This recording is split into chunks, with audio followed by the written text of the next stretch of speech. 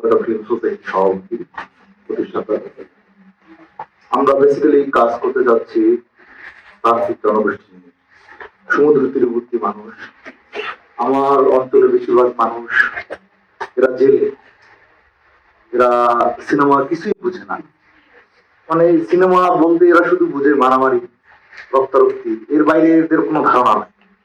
এই জনগোষ্ঠীর ভিতরে একটা সিনেমা তৈরি করার, একটা জনগোষ্ঠী তৈরি করার একটা লক্ষ্যে আমরা কাজ করি কুয়াকাটা ফিল্ম সোসাইটি।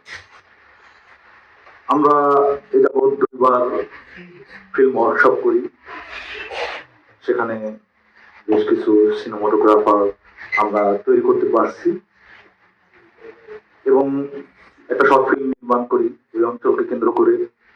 আপনারা সবাই জানেন যে জাপানের পরবর্তী স্থানটাই হলো গিয়া কলকাতা, যেখান থেকে এট এ টাইমে সূর্য ওঠা সূর্য ডোবা সেটা দেখা যায়। এই সৌন্দর্যকে কেন্দ্র করে কোন ধরনের আন্তর্জাতিক মানের কোন ডকুমেন্টারি ফিল্ম এখন পর্যন্ত আমরা দেখিনি। এরকম একটি পর্যটন কেন্দ্র এবং সৌন্দর্যময় জায়গা থাকা সত্ত্বেও কেন এত ভালো কোন ডকুমেন্টারি হয় না, এই লক্ষ্যে কাজ করতেছে কুয়াকাটা ফিল্ম সোসাইটি এবং ওইখানকার জনগোষ্ঠী।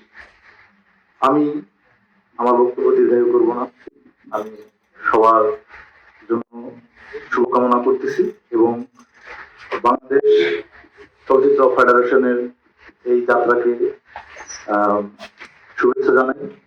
ধন্যবাদ সবাইকে। ধন্যবাদ সংক্ষিপ্ত করার জন্য। এটা তো খুবই সত্যি